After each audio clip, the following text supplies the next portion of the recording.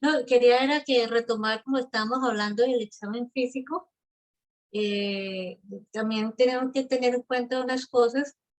eh, Resulta que em, a veces nos encontramos frente a ciertos hallazgos que son altamente, o sea, cuando nosotros tenemos estos casos, y yo creo que de pronto me estoy adentrando un poco con el tema de las conclusiones, pero asociada con el tema del examen físico. Nosotros, hay unos parámetros que son de orientación, otros que son de probabilidades y otros que son de diagnóstico. Nosotros, de la orientación, pues nosotros tratamos de más bien de buscar hallazgos que sean de probabilidad. Dentro de la probabilidad hay unos que tienen menor probabilidad y otros que son altamente probables. Altamente probables de que, por ejemplo, de un abuso sexual. Entonces, pero nosotros en la práctica médica, porque nosotros somos médicos, no importa que seamos de medicina legal o de un hospital, hacemos el ejercicio médico todo el tiempo. Y no porque se trate de un abuso sexual a veces va a cambiar a como si fuera un paciente normal de un hospital. Entonces el ejercicio crítico debe ser el mismo. Entonces, ¿cuáles son los hallazgos que a veces nos generan un poco de conflicto? Porque hay unos que son altamente probables de abuso y eso nos da una tranquilidad para maniobrar. Pero a veces nos encontramos con hallazgos que tienen otros diagnósticos. Entonces uno dice, bueno, ¿será abuso sexual o será lo otro? El ejemplo típico de estos hallazgos, por ejemplo, es por ejemplo, unas fisuras anales, que son muy comunes, de pronto como un hallazgo más frecuente en estos casos. Entonces la pregunta es, ¿esta fisura anal es por penetración o es por estreñimiento, por ejemplo, que sería uno de los diagnósticos diferenciales? Entonces, ¿cómo resolvemos esta duda? Y es un ejercicio que uno lo puede hacer con cada cosa que uno realice. Entonces, la primera pregunta, ¿la penetración puede producir fisura anal? La respuesta sería sí. ¿El estreñimiento produce fisuras anales? La respuesta es sí. Tercera pregunta, ¿una persona que sufra de estreñimiento puede ser víctima de una penetración por abuso? Entonces, esa persona sería doblemente de malas, porque además de que sufre un padecimiento, viene una persona y abusa de él. Entonces, en este punto, ¿cómo podemos nosotros, con un hallazgo de una fisura anal, definirnos si fue por un abuso o si fue por un estreñimiento? Porque realmente las dos causas pueden estar presentes en una misma persona. Entonces, qué nos define este punto? Volvemos al punto con el que empezamos esta capacitación de hoy. La entrevista es la que nos da más luces sobre esto. Si nosotros tenemos una buena entrevista con muchos detalles de modo, tiempo, lugar, tenemos detalles de signos y síntomas asociados al abuso, tenemos detalles vivenciales y encima cambios y, o sea, nosotros podríamos decir, sí, tenemos un antecedente de estreñimiento, pero también tenemos un relato muy detallado de un contexto de abuso sexual. Entonces, no podemos decir, porque yo lo digo, porque yo lo he visto en los juicios que llevan a un médico para que le diga a un juez que el niño sufría de estreñimiento, solo para tumbar todo un relato de abuso sexual. Entonces, cuando nosotros vamos a un juicio, juramos decir la verdad y toda la verdad. Decir que el estreñimiento es la causa única de una fisura anal, cuando un niño está contando todo un contexto de abuso, eso sería faltar parcialmente a la verdad. Estamos diciéndole una parte de la verdad al juez, cuando podríamos, lo correcto sería decirle al juez que las dos causas pueden estar presentes en el mismo niño. Que el hecho que el niño tenga un estreñimiento no lo exime de que haya sido víctima también de un abuso sexual. Y estos hallazgos con diagnósticos diferenciales aplica para los eritemas, para las congestiones vasculares, también aplica para, por ejemplo, para las adherencias labiales, aplica, por ejemplo, para, para muchos hallazgos que nosotros muchas veces queremos como diferenciarlo, por ejemplo, por ejemplo, parte del tejido, hay enfermedades dermatológicas que pueden simular un abuso sexual, pero también si la tiene, podría no descartar que están haciendo abuso sexual. Entonces, esto nos vuelve a poner al mismo punto de partida. El relato es el que nos da más luces sobre un abuso sexual. Y la otra cosa también sobre el examen físico es que no importa si nos están contando de penetraciones y todo, y encontramos un examen físico normal, no nos asustemos, porque muchas veces es lo que vamos a encontrar. O sea, muchas veces recibimos nosotros llamadas de personas que están en hospitales, en los pueblos, doctor, pero ¿yo qué hago si me está diciendo que es penetración y yo no le veo nada? Entonces yo le digo, ese hallazgo de no encontrar nada es lo más común que vamos a encontrar en todos los casos. No te sorprenda, y eso lo vas a saber cada vez que veas a un paciente, te vas a convencer cada vez más de que eso es lo que va a pasar. De hecho, por ahí hay un artículo en científico que dice, lo normal es que sea normal el examen físico. Entonces, nuevamente nos pone en el lugar de partida. La entrevista es la que más luces nos da sobre un abuso sexual. Muy bien, muchas gracias. No sé si querías mostrar en imágenes lo de los Los hallazgos. hallazgos, sí, puedo compartir esa para que Gra- miremos qué ejemplos hay de diagnósticos diferenciales. Lo están viendo en este momento, ¿cierto? Sí. Sí, Bueno, Sí, señora. estos primeros que están en color como gris serían hallazgos de diagnóstico diferencial. Por ejemplo, encontrar eritema. Muchas veces hemos visto que con solo un eritema y sin el relato de los hechos, ya la gente está haciendo diagnósticos de abuso sexual. Entonces, no, hay que tener mucho cuidado con estos que tienen diagnósticos diferenciales porque pueden tener otras causas. Por ejemplo, en la congestión vascular en estos tejidos es muy común, las adherencias labiales o sinequias. La horquilla vulvar, por ejemplo, es un tejido muy delgadito que se rompe, incluso se puede romper por la misma mano del médico cuando tracciona muy fuerte los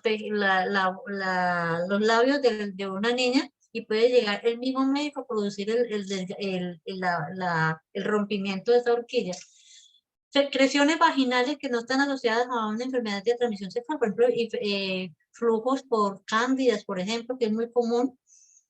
Las fisuras anales, el ejemplo que había puesto hace un rato, una congestión venosa también en esa zona, o las dilataciones anales en niños también, porque hay otras causas que pueden explicar una dilatación anal en un niño que no sea la penetración. Por ejemplo, problemas neurológicos, de relajación muscular, medicamentos, anestésicos, en problemas sí, neurológicos periféricos que pueden hacer que ese ano no se contraiga, y vemos la dilatación, y muchas veces sin siquiera un contexto de abuso sexual estamos llamando a esto que es por penetración. Entonces hay que tener mucho cuidado con estos hallazgos. Ahora, ¿qué hallazgos sí podríamos hablar más fácilmente de que pueden ser altamente probables de abuso sexual? Por ejemplo, los desgarros.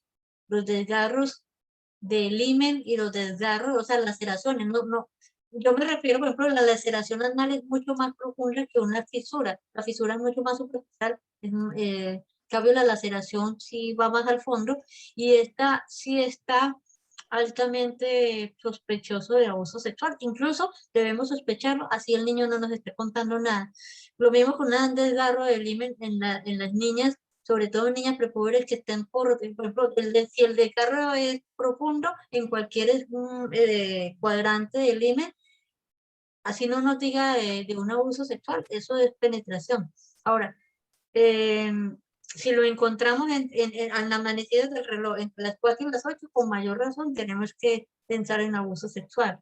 Y por ejemplo, las cicatrices, pero las cicatrices también hay que tener una, digamos, hay cicatrices que son muy claras del abuso, pero hay otras que deberíamos conocer como un antecedente de una historia clínica que nos muestre esa misma lesión cuando estaba en su fase aguda, para que nosotros tengamos una seguridad de lo que estamos viendo. Entonces, tener en cuenta que los diagnósticos diferenciales Cuando no hay un relato ni un contexto, puede ser explicado por otras enfermedades, pero si hay un contexto de un relato de abuso sexual, debemos considerar que pueden haber dos causas al mismo tiempo que estén produciendo. O sea, que el hecho de que un niño tenga un estreñimiento no desestima que esté siendo abusado sexualmente. Muy bien. Em, Listo. Vamos con el tiempo que nos queda a hablar un poco de las conclusiones. Entonces, ya hemos hablado un poco de la entrevista y toda la información que se deriva y de la posibilidad de hacer un diagnóstico basado en las historias y criterios para tener en cuenta en eso. Hemos hablado de, pues, del examen físico, es general, genital, anal, oral, haciendo énfasis en las zonas de contacto, de las muestras de acuerdo con esas historias, de la necesidad también de reportar a instituciones. Cuando son menores de edad es necesario reportar a bienestar familiar y es necesario reportar a la policía judicial, al 123. Cuando se llama de un hospital, de una institución de salud, de una IPS, de un consultorio de salud, de psicología, de odontología, de medicina, del que sea, y se reporta, pues si se dice que es un menor de edad, ellos normalmente mandan a la policía de infancia, que ellos tienen funciones de policía judicial, eso, y reportar al sistema de protección, bienestar familiar. Ahora vamos a hablar un poco de cómo concluir, qué escribir como en las conclusiones. Aquí pregunta Anto Gómez, Antonia debe ser, no sé, algunos decían que era porque la niña a esa edad estaba describiendo sus genitales, sin embargo se me resultaba raro la introducción por sí sola de cuerpos extraños. Bueno, un niño podría introducirse cuerpos extraños. Es raro que se metan cosas porque eso duele, las mucosas son muy sensibles. Entonces, no es imposible, pero realmente es raro. Lo mismo los traumas accidentales más por dentro de los labios que comprometan el vestíbulo, la vagina, el himen, el canal vaginal. Es raro ese tipo de traumas, ¿no? Si fueran frecuentes después de la ciclovía los domingos veríamos muchísimos casos y realmente esto no lo vemos. El Pero hay trauma, que tener en cuenta también, Luis, que cuando las niñas son muy pequeñas pueden quedar restos de papel higiénico dentro de la vagina, que ah, terminan infectándose con los días. perfecto, esto puede pasar, claro, las cosas que tienen que ver con el aseo, sí, así es verdad. Sí, niños que obviamente están aprendiendo esto de las técnicas de aseo y pueden tener dificultades con eso, sí, sí pueden pasar esas cosas. Entonces vamos a referirnos un poco a las conclusiones con base en estos casos que comentamos de unos sin muestras, otros con muestras, uno eh, sin hallazgos genitales, otro con hallazgos. Entonces, voy a empezar aquí por el primer casito que comentamos esta mañana, esta entrevista larga de esta niña, muy detallada, muy contextualizada. Entonces, mire, es importante en las conclusiones hablar de la edad, porque eso tiene implicaciones, sobre todo en los procesos penales. Menor de 14 años, esto de la edad de consentimiento, esto de los delitos para menores de 14 años sexuales, algunos son específicos para esto, el acceso carnal con menor de 14 años o los actos sexuales diferentes del acceso con menor de 14 años. Luego, desde los 14 hay otros delitos, entonces la edad es importante. Menores de edad, menor de 18 también es otro límite importante. Referirse a la edad tiene utilidad.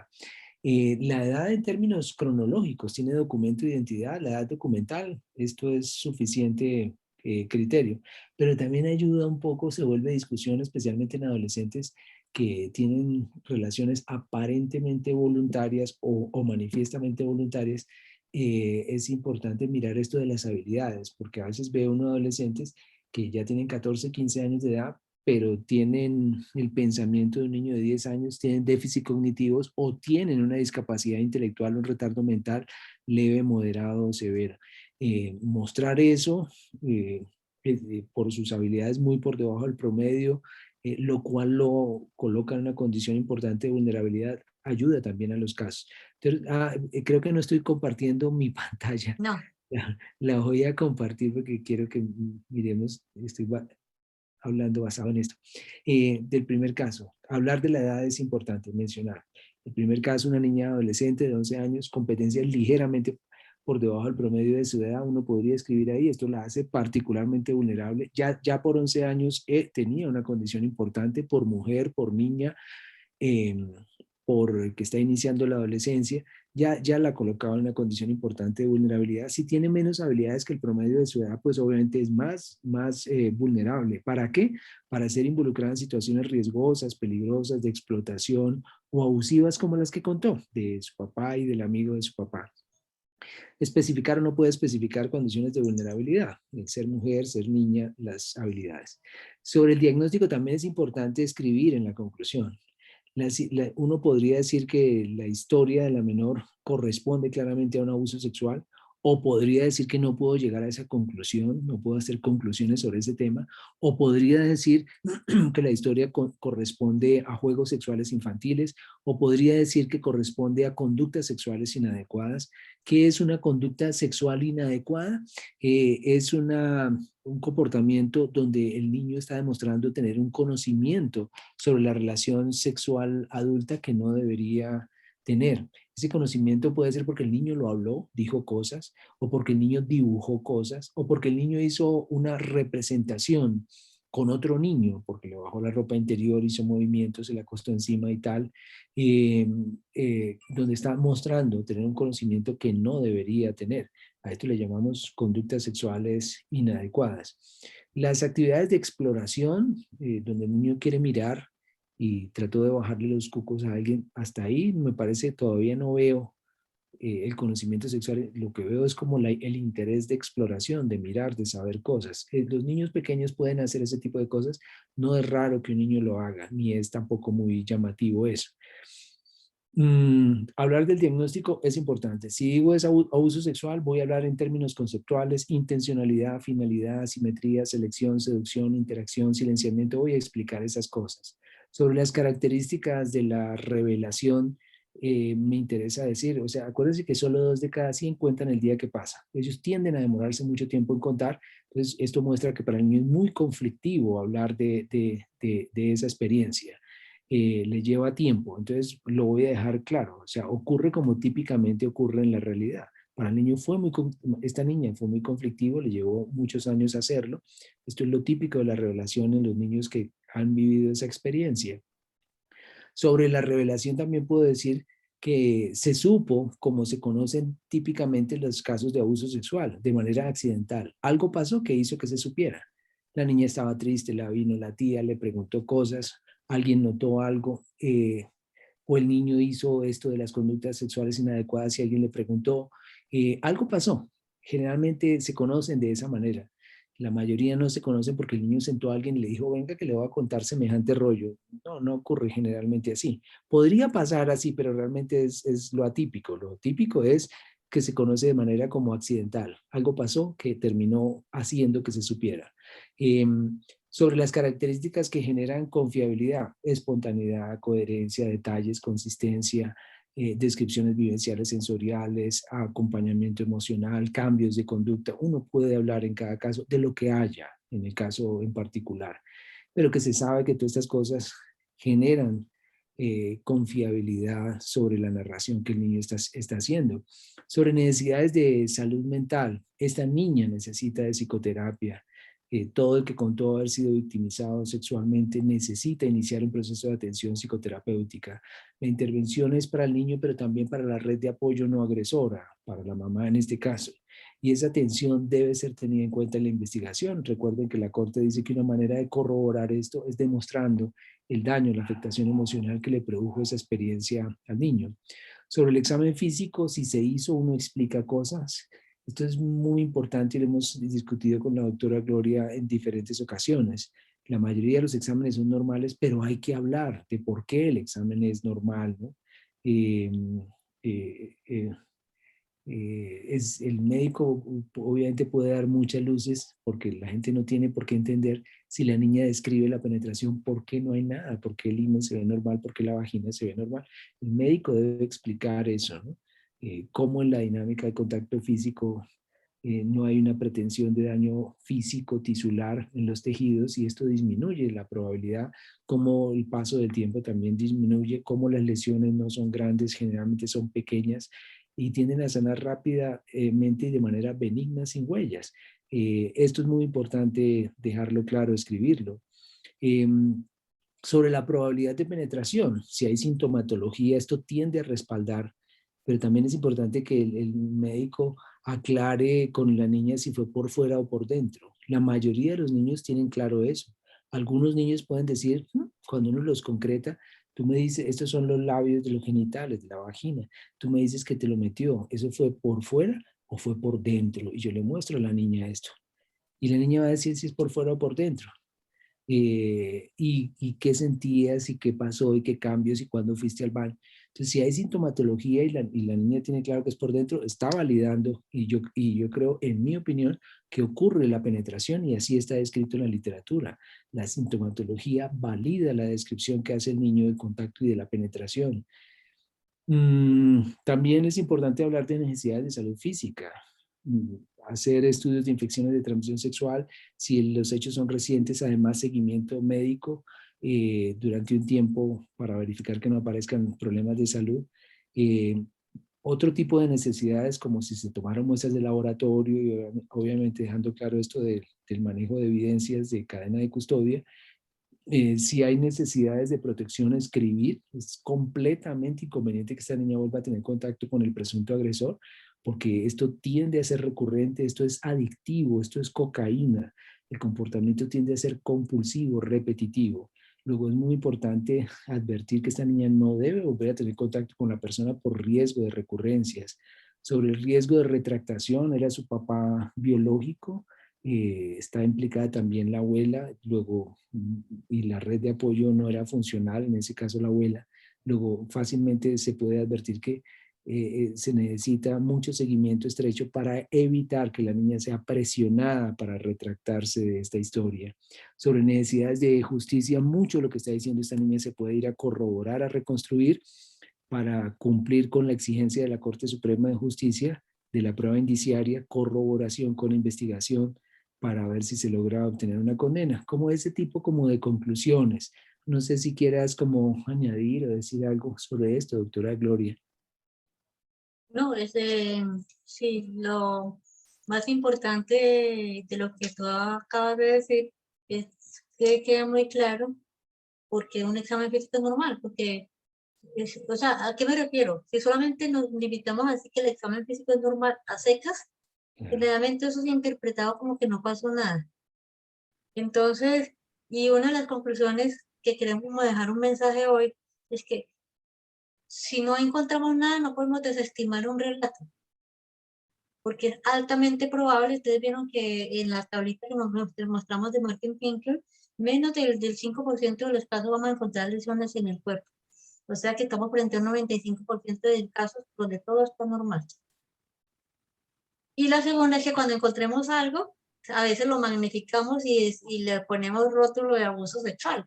Por ejemplo, heridas, por ejemplo, de empalamiento, entonces hay evisceración, entonces dice que eso fue un abuso sexual. Entonces tenemos que tener como el término, el medio para medir siempre cada hallazgo que tenemos.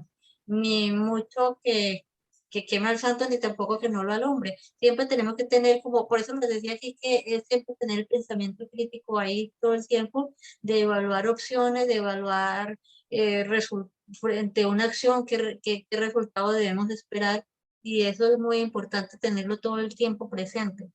Entonces, cuando nosotros decimos que no hay nada, muchas veces hasta archivan un proceso porque no pasó nada. Y entonces hay que decirles a las autoridades que ese hallazgo es completamente usual en este caso de abuso sexual, porque el niño cuando lo examinamos ya ha pasado más de 72 horas, ya todo cicatrizó, ¿no? No dejó ni siquiera una marca, o simplemente, eh, por ejemplo, o nunca ocurrió la lesión, porque a veces un tocamiento o una penetración, por ejemplo, sobre todo si solamente fue a nivel del vestíbulo, que todavía se considera una penetración.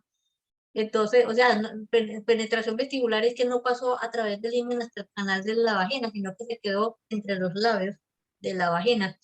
Eso se considera una penetración. Y ese tipo de penetración a nivel del vestíbulo, la mayoría de las veces no deja rastro. pero sí existió la penetración. Entonces hay que saber explicar ese tipo de cosas porque estamos frente a un relato muy bien del niño con muchos detalles y encontramos el examen físico y echamos al traste todo lo que pasó. Entonces, por eso estos niños nunca pueden acceder a la justicia porque todo el tiempo con un examen físico normal tiramos al piso todo un trabajo. Sí, sobre el segundo caso, la niña de 13 años, 7 meses, que es creo que el tío el que la usa y la penetra y ella tenía una lesión genital y se tomaron muestras. Algo similar, pronunciarse sobre la edad es importante. Como hay documento de identidad, pues no tiene mayor problema. Si sus habilidades estuvieran por debajo del promedio, es importante referirse especialmente a la condición de vulnerabilidad de ella. Sobre el diagnóstico, si corresponde a un abuso sexual o uno no puede hacer conclusiones sobre eso o se trata de juegos sexuales infantiles o conductas sexuales inadecuadas. Fíjense que no todos los casos podemos llegar a conclusiones de abuso sexual, ¿no? Hay muchas veces habrá que decir o voy a decir, en este caso no puedo hacer conclusiones sobre abuso sexual, no que no pasó, es diferente. Puede que haya ocurrido, pero con la información que yo obtuve, porque es incompleta, porque el niño es muy pequeño, porque no tiene tanto lenguaje, porque no habló conmigo, lo que sea, pues yo diré, en este caso no puedo hacer conclusiones, no que no haya ocurrido. Pues seguir con la investigación a ver si encuentran más información de otra manera. Sobre la revelación, referirse un poco a eso, sobre las características que se sabe que hacen confiable este tipo de experiencias, de revelación de estas historias, sobre el examen físico si se realizó, que en este caso no había en el examen general lesiones recientes, en el examen genital hubo abrasiones que indicaban penetración vaginal reciente, sobre el examen anal era normal, sobre necesidades de salud mental referirse, esta niña necesita de psicoterapia extensiva a la red de apoyo no agresora, sobre otros tipos de necesidades, muestras de laboratorio en este caso se tomaron siguiendo principios y normas de cadena de custodia, están referenciadas atrás, y sobre necesidades de protección, completamente inconveniente que esta niña siga teniendo contacto con este familiar por riesgo, alto riesgo de recurrencias. Sobre el riesgo de retractación, esta niña también es gran candidata a retractarse. Es importante anunciar eso, ¿no? Sobre necesidades de justicia, mucho de lo que ella está diciendo se puede ir a reconstruir, corroborar con investigación judicial. Bueno, es como ese tipo de conclusiones. Bueno, esta es otra historia, pero creo que ya no alcanzamos mucho a esto, de otra niña de 13 años que también va a contar como una historia muy detallada sobre un abuso sexual. De manera similar, las conclusiones se refieren a los puntos que hemos mencionado. En un caso particular, uno podría escribir cosas adicionales a las conclusiones, ya de acuerdo con las características del caso en particular. Si hay, por ejemplo, otros niños que fueron mencionados, es muy importante decir que a través del sistema de protección de bienestar familiar, esos niños deben ser enviados, deben ser traídos para evaluaciones por sospecha de abuso sexual en ellos. Es muy importante, son niños, tienen derechos, es muy importante no dejarlos a la deriva, mencionarlos. Eso, no se me ocurre en este momento algo más, doctora Gloria. Yo sí quisiera hacer un comentario final Claro. y considerando que este congreso es sobre niñas, que no dejemos atrás el enfoque de género. Oh, Entonces, yo quisiera hablarle como de unas cositas del enfoque de género, porque realmente muchas veces no lo trabajamos, pero cuando vamos a hablar de violencia de género, eh, nosotros tenemos que pensar o sea, dentro de, digamos que dentro de la socialización hay unas jerarquías, donde se valoran más unas cosas que otras. Entonces, ¿qué se valora? Se valora más lo masculino que sobre lo femenino, se valora más lo adulto que lo niño, se valora más una raza más que otra. Por ejemplo, generalmente las más desfavorecidas serían los indígenas, los negros, y de eso tenemos mucho en nuestro alrededor. También se prioriza los estratos económicos altos sobre los bajos, sobre los niveles de educación altos y niveles bajos. Entonces yo quería compartirles aquí aquí tiene una diapositiva ahí. Quería mostrarles este tema de un concepto que ya viene hace muchos años funcionando, y es el tema de la interseccionalidad. ¿Qué es lo que dice la interseccionalidad? Resulta que existen diferentes vulnerabilidades, pero nunca las podemos evaluar por separado. ¿Por qué no las podemos evaluar por separado? Porque hacen parte de la misma persona. O sea, una persona puede tener una vulnerabilidad por ser mujer, por ser niña. Esto es una general para todas las mujeres, pero aquí está lo de la niña o la adolescente, o mujeres negras, indígenas, pobres o del área rural, desempleadas, desplazadas, migrantes, baja escolaridad, a personas que tengan una enfermedad, que tengan una adicción, que esté discapacitada, que esté embarazada, que no hable un idioma que sea el mayoritario en una región, que sea de una comunidad LGTBI, que sea una lideresa, una activista, una cabeza de familia, una de ocupaciones estigmatizadas, por ejemplo, la prostitución, muchas de esas, o una mujer que no tenga red de apoyo, no tenga acceso a servicios, o que tengan una moda o una apariencia diversa, por ejemplo, las que tienen piercing o ciertos colores de cabello de alguna manera, o se visten de cierta manera, o por ejemplo, pertenecer a una religión que no sea la mayoritaria, que sean de grupos políticos de oposición, o sean mujeres refugiadas, asiladas, o las migrantes, que por ejemplo en estos medios tenemos los venezolanos, por ejemplo, que están en todo este medio. Pero entonces, ¿qué pasa con la interseccionalidad? Resulta que la interseccionalidad, todos estos factores pueden estar presentes en una sola persona. Eso es lo que se llama interseccionalidad. Y esa interseccionalidad hace que el riesgo de esa mujer no se sume, se potencie. O sea, por ejemplo, y eso lo viven en muchas, por ejemplo, ¿no? Eh,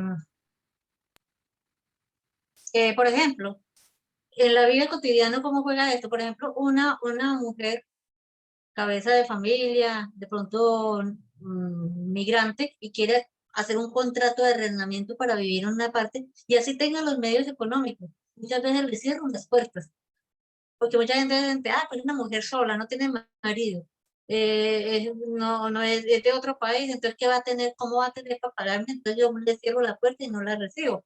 Entonces, ¿qué pasa con lo de las niñas? Las niñas, entonces, en este tema del género hay vulnerabilidades. Entonces, lo primero que tenemos que hacer para enfocar para dar un enfoque de género es, ¿quién es la víctima?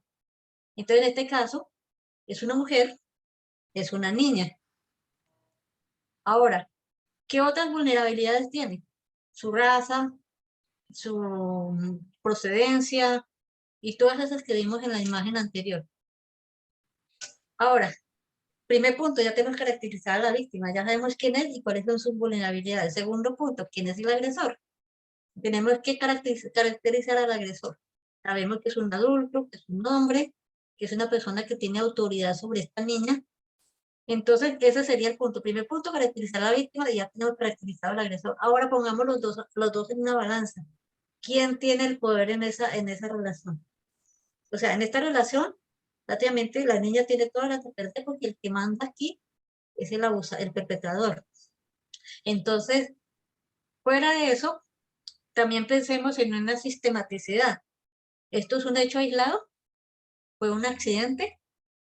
¿O ya estamos hablando de una historia que lleva meses o años de abuso, que ha ido avanzando? Porque acuérdense que primero los tratamientos eran en el hombro, en la cabecita, tan bonita, pero ya después fueron más intrusivos, o sea, más penetrativos. Y eso ha tomado un tiempo. O sea que podemos hablar de que este abuso ha aumentado en el tiempo y en la intensidad. O sea que podemos hablar de una sistematicidad en una víctima, pero también podemos hablar de una sistematicidad cuando encontramos que hay más de una víctima. O sea que el abusador no solamente lo hace con esta niña, sino que lo hace con más niños. Entonces ahí también podemos demostrar que eh, es sistemático. Por eso es que yo le digo que no todo se debe reducir. Y como lo decía Luis en esto, las cortes quieren que no solamente sea el relato del niño. Posiblemente en algunos casos, si ponemos al niño contra el adulto, es posible que si lo pongan cara a cara termine ganando el adulto.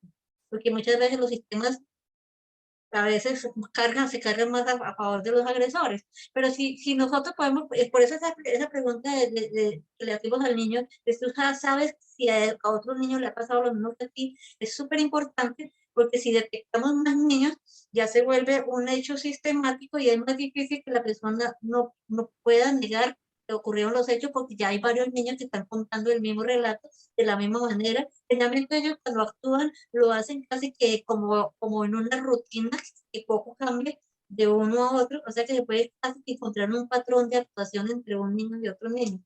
Entonces, tenemos que tener en cuenta también esto del género, en la violencia sexual es una violencia altamente relacionada con el género. Es la cosificación del cuerpo de una persona.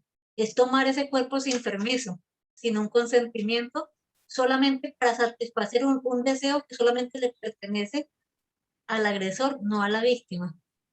Entonces, es muy importante que enfoquemos que esto tiene todo el contexto de género, porque muchas veces pensamos en la violencia de género cuando un hombre le golpea a la esposa, pero estamos descuidando las violencias sexuales de estas niñas y las adolescentes.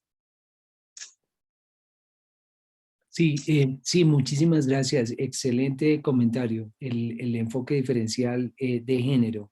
El enfoque diferencial de género no es opcional, es una obligación del Estado hoy en día. No es si se me da la gana, si quiero, si no es contrario a mis creencias, no es porque esté haciendo un favor, es una obligación. Hoy en día practicarlo y necesitamos meternos cada vez más en ese tema, ¿no? Pretendemos mostrar obviamente las asimetrías, la enorme desigualdad que además explica buena parte del fenómeno. Sí, entonces necesitamos como apropiarnos de ese discurso para irlo incluyendo en todos estos análisis. Los jueces también en las decisiones, ellos tienen que incluir el enfoque diferencial de género en las decisiones judiciales, en los fallos, y ya cada vez lo están haciendo más los tribunales, la Corte Suprema ha enfatizado muchísimo la utilización de eso. En el Estado, los servidores públicos tienen que hacer eso, y los que prestan servicios públicos en las instituciones de salud también, porque la salud es un servicio público, aún en manos de particulares. Eso, 11:59, quedamos apenas ras con ras. Si en este momento alguien quiere levantar la mano y quiere prender su micrófono y decir algo o hacer algún comentario, alguna pregunta, bienvenido.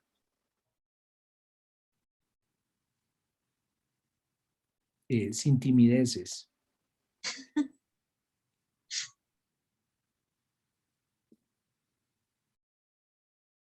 Hola, Linda. Hola, doctor. Bueno, pues no, creo que la conferencia fue bastante completa. Muchas gracias a los dos, excelente. Aportaron muchísimo, creo que a todos a nivel profesional. Sí, hay una pregunta. ¿Cuál es la relación niña versus niño para uso sexual? Interesante. Sí, sí, el abuso sexual de lejos es un problema de mujeres y de niñas fundamentalmente. Más o menos hay en la literatura mundial hay 2 o 3 niñas por cada niño. En nuestro medio, más o menos 4 o 5 niñas por cada niño. Es decir, en lo que conocemos y llega a las instituciones de salud, de protección, de justicia, llegan muchas más niñas que niños. El subregistro, no se olviden, es muy grande, ¿no? Aún en los Estados Unidos, los CDC, Centros para la Prevención y Control de Enfermedades, dicen que en Estados Unidos denuncian 16%. Eso significa que 84% en Estados Unidos no denuncian. En nuestro medio uno piensa que esto es similar o peor. El subregistro es muy grande. Conocemos un pedacito de una problemática que es 6, 7, 8, 10 veces más grande de lo que conocemos. Y en su gran mayoría lo que nos llega son niñas. Gracias, Santo. Muchas gracias a ustedes. Creo que Listo. no sé si tengan más preguntas, no veo más preguntas. Nuevamente agradecerles, muchas gracias doctor Prada, muchas gracias doctora Gloria, de verdad excelente conferencia, gracias por participar en este evento y pues esperamos verlos nuevamente en encuentros similares. Bueno, yo tengo una pregunta. Soy Sí, yo la que he estado preguntando siempre. claro. En atención primaria, si tenemos un niño en consulta, pues que lo atendemos por otra cosa y digamos que encontramos de pronto signos de alarma, lo vemos como con actitudes un poco que nos llaman la atención, ¿cómo podemos redireccionar a ese niño o si podemos indagar un poco en esa consulta con el fin de no revictimizarlo, pues para de pronto hacer de pronto como una búsqueda activa o alcanzar a acoger estos niños que pueden estar siendo abusados o maltratados? Perdóname, Anto, no entendí muy bien la pregunta. En consulta externa, en consulta ambulatoria, ¿cómo decidir este caso? ¿Lo remito, no lo remito para no revictimizarlo? No entendí muy Sí, bien. sí, digamos que en atención primaria, pues no sé, una consulta por alguna cosa, sí, pero digamos que uno médico como médico general, pues no digamos que de pronto no tiene todas las herramientas o pues que no le compete hacer, digamos, pues la entrevista forense. ¿Cómo podríamos como indagar de una forma de no revictimizar al niño, pues con el fin de poderlo redireccionar o hacerle, digamos, que pueda ser atendido pues por de pronto alguien que sea especialista en el tema? Sí, buen punto. Recuerda que Resolución 459 del 6 de marzo de 2012, que es el protocolo del Ministerio de Salud sobre la atención integral a víctimas de violencia sexual, la política pública en salud de cómo se atienden, los 15 pasos del protocolo, ahí dejan claro en el protocolo que esto siempre es una urgencia. Es una urgencia triage 1, si el último episodio, el último contacto ocurrió hace menos de 72 horas. Triage 1 es reanimación cardiopulmonar, eso es ya o ya. Y es una urgencia triage 2 en todos los demás casos. Si el niño está hablando de algo que le pasó cuando tenía 7 años y ahora tiene 14, es una urgencia triage 2. ¿Qué ocurre? Si yo estoy en un sitio donde yo sé en esta institución que hay una persona que realmente tiene mucho entrenamiento y que lo puede hacer muy bien y tengo la manera de asegurar la atención cuanto antes por esa persona, si es de noche, mañana, en la mañana, por decir algo, y sé que el caso no se me va a perder, remítelo. Manejen eso institucionalmente, pero asegurando la atención. El problema es que si yo empiezo a hacer, vuelvo como costumbre eso, corro el riesgo de que se me pierdan casos, porque a veces la revelación es un momento único que hay que aprovechar ya, y este es un principio en general de la atención. La revelación de estas experiencias por parte de los niños es y debe ser considerada siempre una urgencia, un momento único que hay que aprovechar cuanto antes. Entonces, si yo estoy como seguro que no hay problema en que mañana lo van a atender a alguien que tiene mucho entrenamiento, pues hacerlo. Si yo veo que no tengo cómo asegurar eso, se me vuelve problemático, es mejor asumir la atención lo mejor posible hecha y hacer además la remisión a ver si el caso llega, pero no perder el caso. No es ya que el niño, esa oportunidad se nos desaparezca. Gracias. Mm. Listo, eso. Muchísimas gracias a ustedes por la participación. Y gracias, doctora Gloria, súper excelente tu participación. Gracias, Linda. Estamos en contacto. Cuídense mucho. Cualquier inquietud nos podrían también como escribir. Mm, y hasta una próxima oportunidad. Gracias. Claro que sí, a ustedes.